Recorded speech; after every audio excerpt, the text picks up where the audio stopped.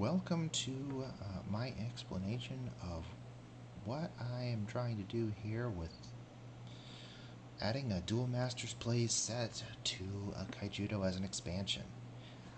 I just thought I'd go over briefly what my goals are, and then I'll talk a little bit about the card by card, for light at least, and we'll see what this ends up looking like when it's all said and done. So, I've played around with the idea of adding Duel Masters cards to the Kaijudo pool, and I've always approached it from that direction, not the other way around, because I didn't grow up playing Duel Masters. I technically was of an age to do it. I didn't know it existed. I knew about Yu-Gi-Oh at the time, and that was about it. I guess I knew Pokemon cards existed too, but I never knew how that game worked. Anyway, but I did get into Kaijudo when it came out. Was pretty invested in it when it died, and I always thought it was a bit of a bummer that we didn't get more cards after that. And I've toyed around on the Discord, the Dojo Discord, to mess around with custom cards and stuff. And like individual customs are fine and fun, but getting something of like an official set together is a lot of work, and I'm not that good of a game designer, balancer person to feel like anything I would come up with on my own would be of a quality that would promote healthy gameplay and such. Uh, so I've explored again. Duel Masters is a game that has a spiritual predecessor to Kaijudo, has a lot of shared mechanics. The overwhelming majority of the mechanics are shared. Duel Masters does some things that Kaijudo didn't do, and Kaijudo did some things that Duel Masters didn't do, or at least didn't in the English set that we got over here anyway. And so, mixing together seemed like logical.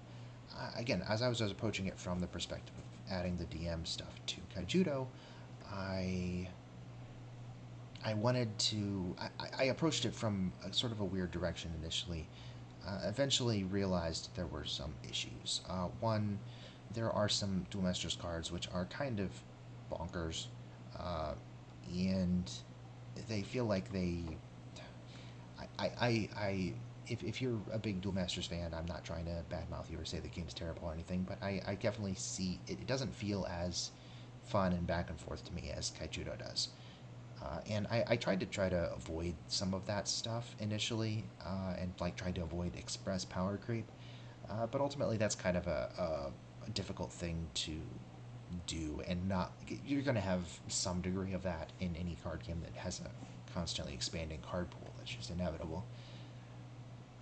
But somewhere along the way of me working on this project, I discovered the Duel Masters Plays, which I think was just like brand new right when I was first working on this, and it was kind of cool. It was like, hey, they're releasing these cards on there, and they're changing a few of them, and they're also got a. And as I found out later, it was a bit of a curated pool. It doesn't have every single card in the order they came out in Duel Masters physical in the digital client, and I did really like all the ideas behind a lot of the changes to the cards. They took some of the cards that I felt were problematically strong, and they tuned them a little bit more in line with where I thought they should be. Again, as a non-Duel Masters player, and they also upgraded some cards that were like kind of cool, but just were underwhelming. We're going to see examples of both of those things here in the light pool, as well as they added some cards that weren't part of the English set uh, early on in the process. They've obviously gone and introduced cards. They're like 30 sets in or something into it now, and they've gone well beyond the English set of Duel Masters in terms of power level. But they've also introduced like their own unique cards as well, which have some similarities to existing cards, but are their own entities. Anyway, the long and short of it is, it's like a pretty fun set, and I see a lot of potential for it to be a solid expansion set for Kaijudo. Um, I did curate the list. The initial offering, I guess I started with that first release they did, which was basically included something like 60 basic cards as well as a booster set of 220. And there was a lot of stuff that overlapped pretty heavily with the Kaijudo pool, and I basically cut anything that was already overpowered are power equipped by existing Kaijudo cards, or and I cut a lot of stuff that just didn't feel very fun. I trimmed it down to 170 cards, so a third of the pool was trimmed out. But this is like what a full set would be for the Quest for the Gauntlet and Vortex were both 170 card sets, so this is still like a lot of good cards. But there's also a lot of filler cards in here. Honestly, I don't expect everything here to even really see much more than of a glance than what I'm showing here. But that being said, I think everything in here has like interesting in one way or the other. Will it see play? Probably not, but some of it will. Some of it will be defining, I think. But I'm going to talk about these cards in the context of Kaijudo as I understand it, which I'm not a super high level player. I am definitely good, and I have thought about these cards a lot, but if you probably wanted a high level analysis, you should probably talk to someone else. Modest is awesome at that, and he would make my insane ramblings sound like the ravings of a wild man as opposed to something intellectual. But I just thought I'd show off some of these cards. You can kind of see I've got the first one, Ambergrass, on the screen here, and I did just take the the art from the Duel Masters Plays, which is in Japanese. That is sort of disadvantageous because you can't read it, though I have the English text underneath. And I also converted the English text not from the Duel Masters terminology to Kaijudo terminology to make it easier to parse and to have one-to-one direct, applications. Admittedly, does that change how a couple of things work? Sort of. I'm not going to get into the specifics of it. Basically, you got to make some concessions, minor here or there, to make the games play nice with each other. I thought about using the English cards, at least in situations where the card didn't meaningfully change. Something like Ambergrass is a good example of one that didn't, but it would still have some stuff on there which isn't right. It would say it's a Starlight Tree instead of a Star Sentinel, and it would say Shield Trigger instead of Shield Blast. But it would be in English, so I think this is better. I'll definitely take feedback on that. But some cards are like either don't have English printing or have been substantially changed from the English printing to the Duel Masters Plays printing, which is the one I want to use. So I think some of them would have to be in Japanese anyway. I did include some cool alternate arts for a few of the cards. We'll get to that when we get to that. I didn't include any alternate arts that had like anime characters on them because I don't know who those characters are and they seemed weird to be on my cardboard. Anyway, let's get to it before I completely lose my voice. First card, Ambergrass, as I've already talked about a little bit. It is a 4 mana, 3000 power Star Sentinel, and it has Shield Blast as its effect. It is more like stat efficient than most of the Kaijudo Shield Blast creatures, but it doesn't do anything, so I doubt it'll see play. But again, you'll hear me say this a lot. I think it's cool that it exists. I guess I shouldn't say again. First time I'm saying it. Anyway, next we have Bex the Oracle. It's a 3 mana, 2500 power creature, Battle Sphere. While you have no shields, this creature has blocker. There's a couple of these that have and light that have a bonus effect when you have no shields. I don't think they're good enough to justify play, even in a deck that was trying to like break all your shields, like the name's escaping me now that I actually started the recording. The darkness creature that breaks your own shields and then becomes a big double breaker when you have none. Even a deck that was like focused around that, I struggle to imagine you wanting to add these cards to it. But I'm glad they exist. We have Calgo, Vizier of Rain Clouds. Forgive me if it's Vizier, isn't it? Forgive me if I mispronounce any of these. Again, I didn't really play this game growing up, so I don't know how people said a lot of these cards' names. So, yeah. It's a 3 mana, 2000 power Enforcer. This creature can't be blocked by creatures that have power 4000 or more. kind of an interesting effect. Most light, most unblockable cards are water, and most unblockable based on power are nature, but they're power underneath of it. They're the printed power. This one works the opposite way. I don't know if there's a niche for this, but I'm glad it exists. Karua's Vizier of Containment. This is a Duel Masters Plays exclusive card. It's a 2 mana 1500 power enforcer, and it has 3 very useful keywords. Well, 2.5. Shield Blast, Blocker, and Skirmisher. I definitely see this card as having some potential. It seems like a very good bait for an enforcer deck that is, and even just an Evo deck in general, maybe not even an enforcer one, that wants to have like a something they can play on curve, and also wants to have defensive shield blasts without having like obviously it can't put a pressure on directly itself, but it can protect your creatures that are putting the pressure on, and it also gives you a oh crap I don't die button when when your opponent's kind of hitting you on the crackback. I mean, Hover Talon saw significant play in Standard. This feels like it would just be better than Hover Talon in just about every respect. I don't know. 2000 is nice, but having it only cost 2 mana and have a very useful tribal tag, very good card, definitely potentially at least. I would definitely experiment with this in several BBP builds or Cobalt builds or something. Definitely feels like a good card. We have Iocant the Oracle. It's a 2 mana 2000 power battle sphere. It has blocker and skirmisher, and while you have a Skyforce champion in the battle zone, this creature gets plus 2000 power. I struggle. While it's cool that this is an Aqua Strider, at least some of the time, I struggle to think of too many scenarios where you've gotten to the point where you have a Skyforce champion on the field and this effect is like super relevant. Like, it's cool. I like the tribal support stuff just in general, but I don't know if this would be a good one.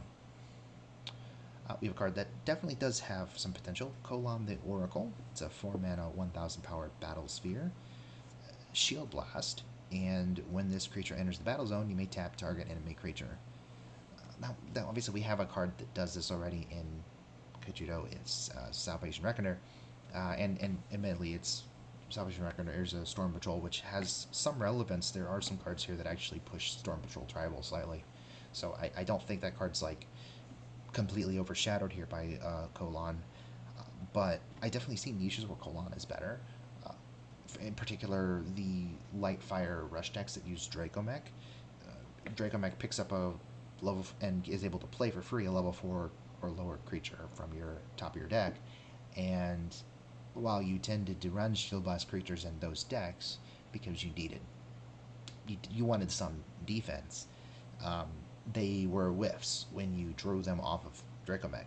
Kolan's not a whiff. You can play it off of Dracomech. It gets the fast attack. You get to tap something.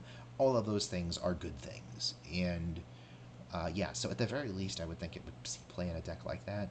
It probably does see play in other lists as well, just for being a slightly more efficient version of Reckoner. We have Kulas, Soulshine Enforcer. 4 mana, 3500 Fractal. When this creature enters the battle zone, if your opponent has more cards in their mana zone than you have in yours, put the top card of your deck into your mana zone. This is a sort of a Bronze Herb tribe, but it has the advantage of having a solid power stat. It's not just a weakling that would immediately get eliminated by whatever, but at the same time, the fact that its mana ramp ability is conditional, and like conditional sort of on either a matchup where you're playing against the nature deck or a kind of a weird play patterns where you're not charging. I don't know. I've played around with this a little bit in some of my previous iterations of the Kaijudo plus Duel Masters thing, and it's like fine, but I don't know if it's actually like a card you include outside of maybe very specific objectives. But again, it's cool. I'm glad it exists. and it might be good. It honestly might be. I don't think it is. We have Labile, Seeker of the Winds. 7 mana, 5,000 power, Mecha Thunder. It has blocker, and whenever this creature blocks, untap it. Razor Pine Tree exists, and I think it gets overlooked because it's just so underwhelming for what its stat line is. This card is probably in a similar boat, but like 5,000 is big enough that it does make you wonder a little bit.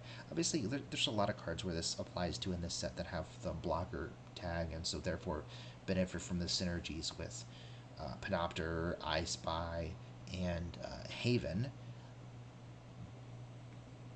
This one feels like maybe it could see play alongside some of that stuff. Like, I don't know. I think the Panopter style deck probably has enough cool toys already that it doesn't need something like this as like a game ender type card. Haven, though, maybe. I mean, it doesn't do much on its own, which probably means it gets cut from the list, but being able to play something like this off of Haven for free, and then also the fact that Haven buffs it to be 9,000 power, and it basically just can, eat your opponent's whole board at that point, and nothing can get through. That seems like it has some potential at least. And that also having it doesn't have Skirmisher on its text either is kind of cool. So it hadn't actually cracked back and everything as well. I don't know. It's probably not good enough, but I would definitely like experiment with it. We have Laguna, Lightning Enforcer. It's a 5 mana 2500 fractal. Whenever this creature attacks, search your deck. You may reveal a spell from it and put that spell into your hand, then shuffle your deck. Yeah, this is probably, especially compared to the card directly below it, this is probably not good enough to see play. But being the idea of being able to search for spells is cool in general anyway, and having more cards to do that is good. I don't think I think the fact that this effect is on an attack trigger on a 5 mana card means it's probably not going to be. This is not the version of this card that gets played, but again, it's cool that it exists. We have Levale, Seeker of Catastrophe, 8 mana, 8,500. That's a Mecha Thunder. It has blocker, double breaker, and at the end of each of your turns, untap this creature. This is basically the same card as Ravu, the English, the Kaijudo one. And Ravu doesn't see play. This one, it's like more stat efficient, but also less efficient, less utility typing, and yeah, it's probably not good. But again, I'm kind of glad it exists. It's a cool card. We have Lena, Vizier of Brilliance, 4 mana Enforcer, 2,000 power. When this creature enters the battle zone, you may return a spell from your mana zone to your hand. In general, Duel Masters doesn't treat your mana as quite as sacrosanct as Kaijudo does. There's only like 3 or something cards that, it might be more than that let you pick up cards from your mana. There's a lot more of them in Duel Masters, and this one seems fine. Like a relatively low mana cost. It's got the nice tribal tag. Definitely has some comparisons to something like a Hydra Spy or whatever, and being able to only be able to tutor kind of a card that you need, but is kind of locked away in your mana. I don't know if this sees play because there are other cards that do similar things that are probably more efficient than this, but maybe in a scenario where you need the Enforcer tag too, and you also want to recur certain spells, yeah, maybe this is an option. We have Magris, Vizier of Magnetism. This is a card that I don't need to think about where it goes and how good it is. It's a 4 mana 3,000 Enforcer, and when this creature enters the battle zone, draw a card. Yeah, it basically straight up power creeps Hydro Spy, and it's got the most broken, strongest archetypal tag in the game.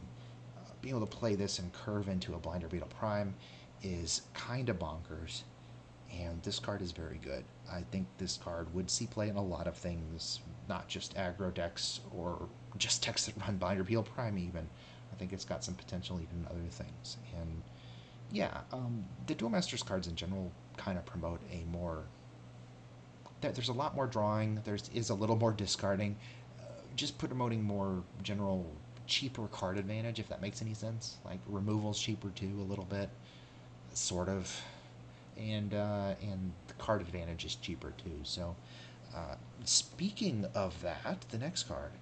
But yeah, so expect to see more stuff like this. These next couple cards actually are all very card advantage centric and stronger, quite frankly, than anything that Kaijudo has in its pool. Here we have Mysterious Sonic Guardian. It's a 5 mana, 2000 power Storm Patrol. Whenever another creature enters the battle zone, if you have 5 or less cards in hand, draw a card. That 5 or less cards in hand text is not present in the Duel Masters card version of this card, and I kind of like that it's there on this one. It prevents you from going like infinite plus on this card, which is definitely possible in certain board states in Duel Masters. It's a very strong card. It definitely is influential in a lot of respects. I'm not sure if I completely understand the best places to use it myself.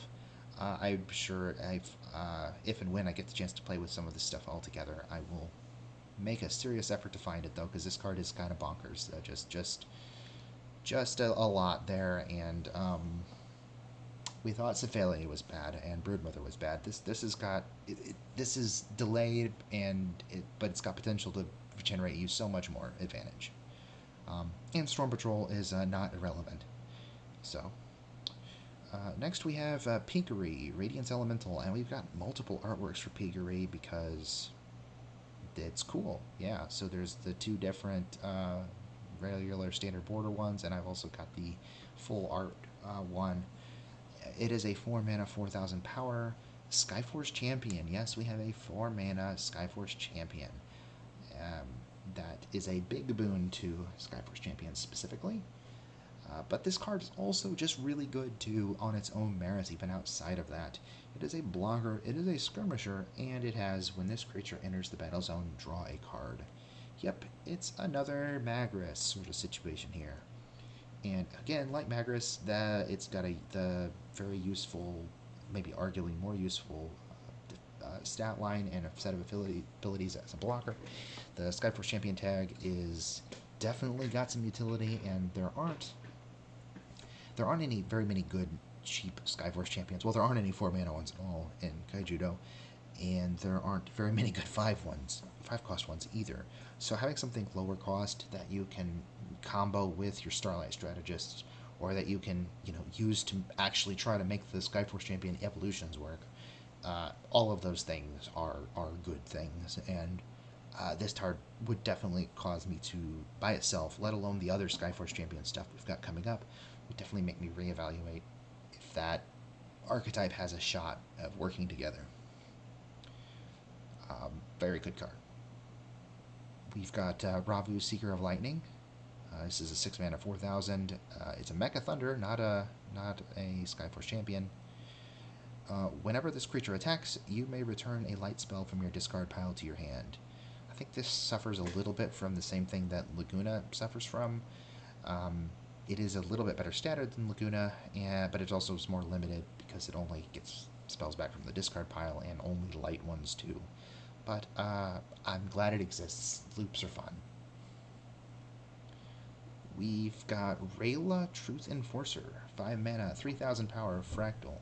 This is the one that people will play. When this creature enters the battle zone, search your deck, you may reveal a spell from it and put that spell into your hand, then shuffle your deck. Yeah, Mystic of Water gets play, even though it's probably a worse card than this, and it only searches water spells. Admittedly, with water spells you can search Memory and Piercing and Reverberate, and you basically have access to whatever else you want. This is much more powerful, being able to search anything, not having quite as restrictive of a body and everything. Yeah, this is a card that I think would see some experimentation. I just wish well, I think it's there's been some kind of trending away from a little bit light control on the Discord, which I mean is fine. I think there's a lot of merit to some of the other strategies people have proposed, and you know what? If you don't like playing with Haven and Andromeda, you don't have to play with Haven and Andromeda.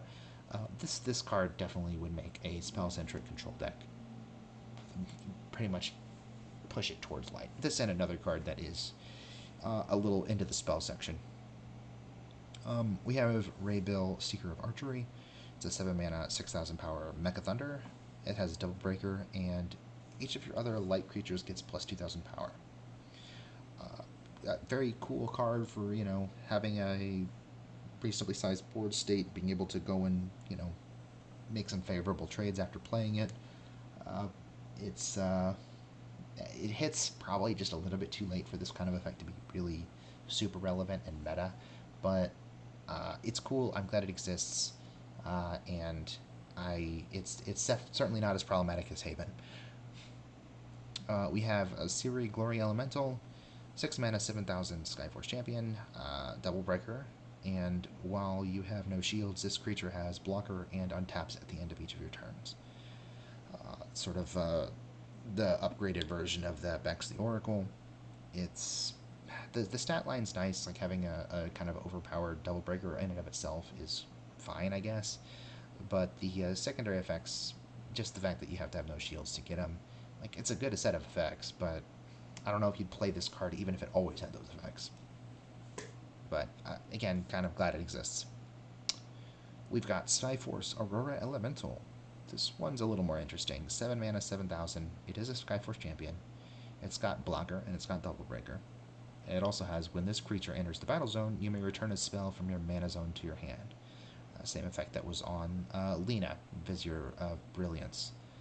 I think this one, again, it's arguably less efficient because it's so much more expensive, but the body is more useful compared to the cost. Like, you're getting a fair, control-y, defensive/offensive body. It also does have that Skyforce Champion tag. If that is a relevant way to play control decks, then having another dude who's this Skyforce Champion is going to be good. But is that enough to make this card, say, better than Sprite's Gift or whatever? Maybe, maybe not. It might be, it might still be better to include that, or one of the other cards that does the same thing that are in this set, and not necessarily in this light section. There's other cards that do similar things in other colors. We have Ulcios, Holy Core Elemental. 8 mana, 6,000 power, Skyforce Champion. This is a card that was not in the English Duel Masters set. It was printed a little bit later on the run. And it is blocker, double breaker. And it has, whenever one of your other creatures that has blocker is banished, put the top card of your deck into your shield zone face down as a new shield. It's basically a Serpent, but only for blockers. But it has blocker. And it has the Skyforce Champion tag. So, I don't know if this is good enough to compete with Serpents. Serpents is obviously a very good card, but the fact that you can run this in a deck that doesn't run Dark is kind of cool. And the fact that this card would have more synergy with a deck that would be using it might be relevant. Either way, it's definitely a cool card. Like adding it for sure. We have Urpale, Seeker of Sunlight, 4 mana, 2,500 power, Mecha Thunder. While all cards in your mana zone are light cards, this creature gets plus 2,000 power. I struggle to see a 4,500 making a significant contribution to a mono light deck, but it's technically better than other options, at least in terms of stat line. I don't think it fits in the deck, but I'm glad it exists. We have Earth, Purifying Elemental, 6 mana, 6,000, Skyforce Champion. Double Breaker, at the end of each of your turns, untap this creature. Glad it exists, probably not good enough. And finally, the last creature, Valkyr, Starstorm Elemental. 5 mana, 7,000, Skyforce Champion, and it has Blocker and Skirmisher. This is probably not a serious contender, but the stat line is nice. Maybe there's a world where this is a consideration in a Skyforce Champ deck. It's cool to have a bit of an upgrade over some of the existing cards, at least in terms of power. And but even though this is kind of a niche where you're not really that worried about power. So, yeah, anyway, I'm glad it exists. Alright, this is a new payoff for the Skyforce champions. And again, I've got, 3 artworks here. Guy likes to hold his ball. We have Alcadius, Lord of Spirits. It's a 6 mana evolution creature, Skyforce champion evolution. It's 12,500 power, and it's an evolution that can only go on to a Skyforce champion. It does have triple breaker, and the effect, players can't cast non-light spells. That is a very interesting effect.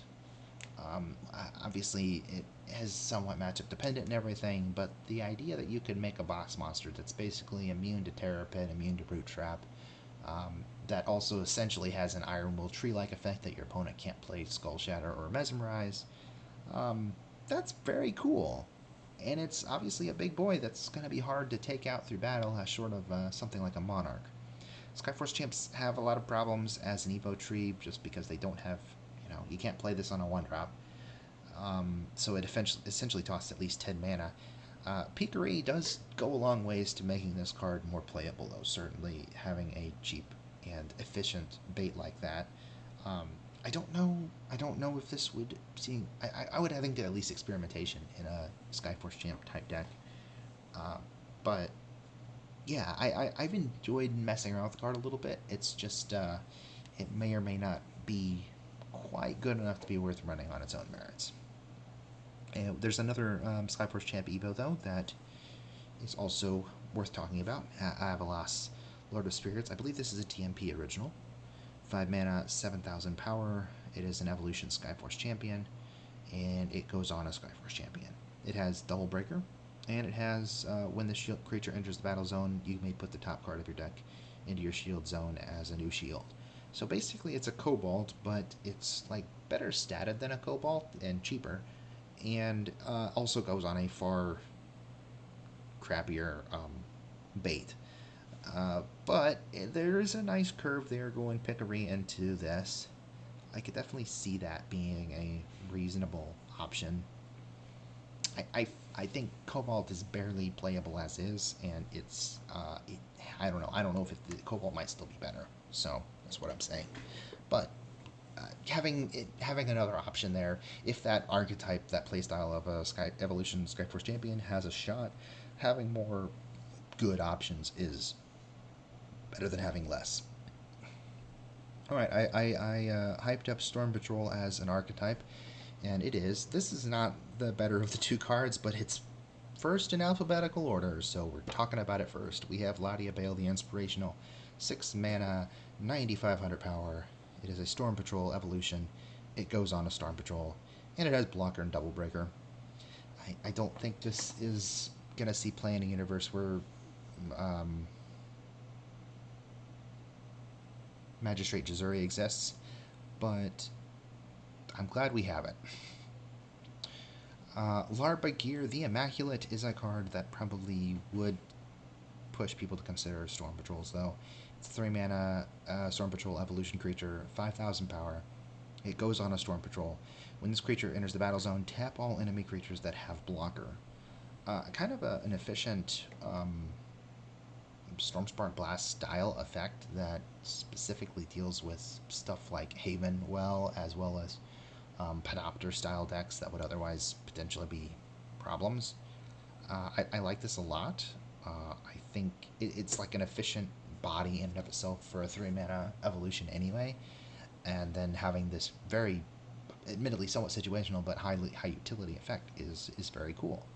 I don't know if it's enough to make me really want to play Storm Patrols as an archetype at this moment, although you do have the advantage of having a lot of being able to rely on like the generic light pool as well if you need that as high end instead of having to use Ladia Bale. Admittedly, there's not a ton of new Storms Patrols that are super exciting. Unfortunately, a lot of the ones that I curated and cut out were essentially vanillas, but there's actually a decent number of like quality Storm Patrols already in the Kaijudo pool. A lot of them don't see a whole lot of play because people don't look for that tag at all, so if they aren't like amazing on their own merits, they don't get noticed. but maybe there's something there, especially if this project goes well and we end up playing more. And I added the next set, say, there are more Storm Patrol support cards. So there's a chance that this archetype actually, you know, becomes a thing as opposed to just not, which is where it's at right now.